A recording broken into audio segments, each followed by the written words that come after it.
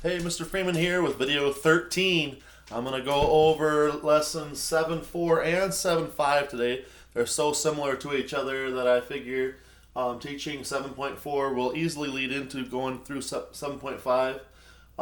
First, I guess I want to talk about the definition of similarity one more time and how it's going to be used today.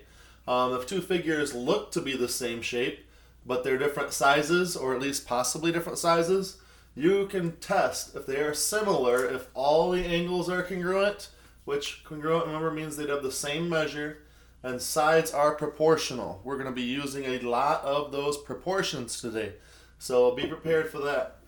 The first part of similarity talks about if it looks like the same shape. This one, I think you can tell these are both rectangles, and we're going to get into doing that one for the first one we're going to do. I'm going to do that problem. I'm also going to do 2 and 3 from the skills practice page. The reteach I'm skipping for now. I put it in parentheses up there. We will be, or you will see some reteach problems, as well as some of these others that I'll talk about on a assignment that I put on Classroom. Skills practice 1, 2, 3, and then 4 will be on an assignment. Then we're going to do 5 and 6 as you see here, and then 7 and 8 will probably be on an assignment. And then I was able to squeeze 1 and 3 on here from the homework, and then there'll be others from the homework on an assignment. Then we're going to do a few from 7.5, and that'll be it for this video. Okay, I mentioned that we're going to be using proportions a lot today. And so proportions, remember, are comparing sides, lengths, values to each other. In this case, it's going to be the lengths of the sides of these shapes, the geometrical shapes. So if you're looking at this guy, you can compare sides, and if I'm going smallest to largest and I'm looking at my dimensions, I know that 8 is comparable to 12. So I would write that as 8 twelfths. Okay, and I want to know if that's equal to 10 and 15. Now, well, you might say, well, 10's on the left side and 15's on the right. Well, you can think of it two different ways. Maybe we flipped it over to show our transformation, or you should know also that a rectangle that's 10 on one side is also 10 on the other. So if this side's 15, then this also must be 15. So we can say that this is 10 to 15. And now we got to see if that's true. We already know the first part about the angles all being the same because they all have the 90-degree angle symbol. Okay, but we've got these guys, and I want to point out that there's 3 main ways that we want to be able to use to test this, to see if they are similar. One is cross multiplication. I can always take these values and cross multiply, like 8 times 15 is 120, and 12 times 10 is also 120. That proves that they are similar. I shouldn't use an equal sign. I should use that, remember that squiggly similar sign that we talked about in the last video. Are they similar? Well, if they're both 120 by cross multiplying, then they are similar. Okay, so that first shape on the skills practice, they don't label these, so maybe I just say A and B. So maybe I say A is similar to B. Cross multiplying is the way that always works. It's nice if reducing works sometimes, and these are both fractions that would reduce. 8 twelfths, if I reduced by dividing by 4, that would be 2/3. If I had 10 fifteenths, if I reduced by dividing by 5, guess what? That's also 2/3. So I just proved in that way that they are also similar.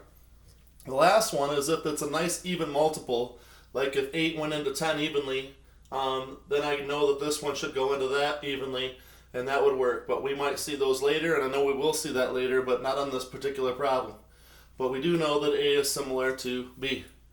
On number 2, we have these values, and they made it somewhat confusing for us as far as what they labeled.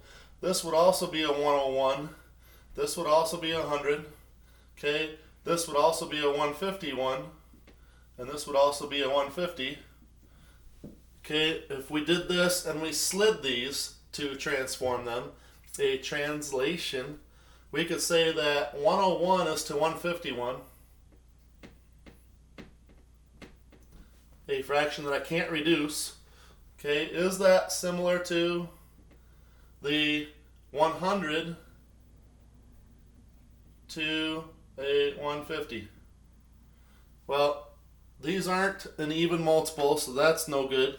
I can't reduce this one, but I can that one, and that's a one telltale that'll make it so that you know they're not going to be similar. Okay, but x cross multiplication, if I multiply these, and I do have a handy dandy girl in classroom that's ready to multiply things for me. When I multiply 101 times 150, what do I get, girl? 15,150.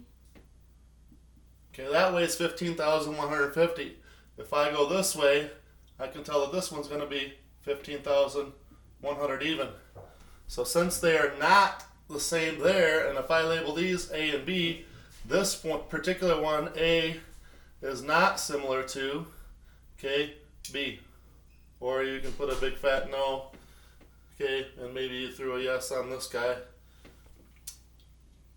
Okay, number 3 is a little bit tougher to see what parts go with other parts. Okay, we are told that all the angles are the same as far as this angle is that angle, this angle is that angle, and this angle is that angle. All the angles are congruent if I rotate this guy to where it's sitting like this guy. If I rotated it, that would mean this 4 would be in the same spot as this 8. Okay, or 4 over 8. And you may already know that 4 is half of 8, and that's kind of good to know. Because this guy here, the 7, well, I'll use equals on the numbers. 7 would have to be the 14. Isn't 7 half of 14? And 10 would have to be half of 20. Without doing too much cross multiplication or anything like that, hopefully you can tell all those are halves. So if they're all halves, then yes, these guys are similar. Okay, stepping to the side a little bit, try to see all that work that I'm showing for each of those. If I were to continue to keep this consistent with an A and a B here, A is similar to B. Number 4 on the top of that page, I'm going to put probably on a quiz / just homework assignment for you. Okay, I stuck number 5 over here closest to me. When you start at the bottom of this page, they tell you already that they're similar. You don't have to prove that. So this is probably where you're going to need the calculator more, because they give you an unknown, and since they are similar, you have to find that unknown. Okay, so we should know that if I'm going from this figure A to this figure B, 8 should be the same as 4, so I'm still going to set up a proportion, okay, as, okay, if 8 is to 4, then x should be to 2.6, correct? Because I keep going the same direction. If I went 8 to 4, I can't then go 2.6 to x because I went from big to little and then little to big. I have to keep going the same way, and I'm going to try to go left to right or top down on all these. Okay, so now 4 doesn't go into 2.6 evenly, so that knocks out our even multiple. Okay, I can reduce this